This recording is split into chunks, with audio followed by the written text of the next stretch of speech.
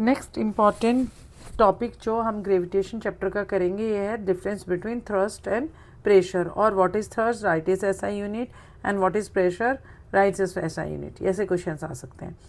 तो थ्रस्ट क्या है? The force acting on an object perpendicular to its surface, it is known as thrust. जैसे अगर हम इस पेन को ऐसे स्ट्रेट रखेंगे और एक पॉइंट पर ये परपेंडिकुलर है इसका, तो उसको हम क्या बोलेंगे?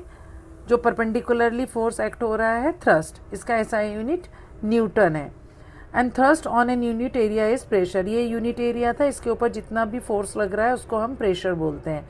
प्रेशर का एसआई यूनिट क्या है? न्यूटन पर मीटर स्क्वायर, क्योंकि न्यूटन क्या है? थ्रस्ट का यूनिट है और एरिया का यूनिट मीटर पर स्क्वायर है। और प्रेशर का सेकेंड यूनिट है पास्कल, जिसको हम PA पा भी कहते हैं।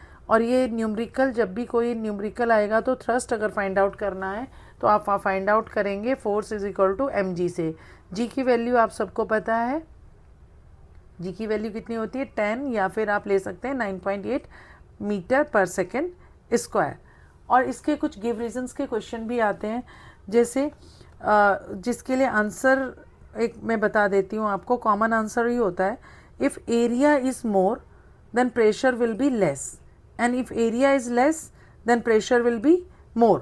जैसे why nail has pointed tip, knife have sharp edges, building have wide foundation।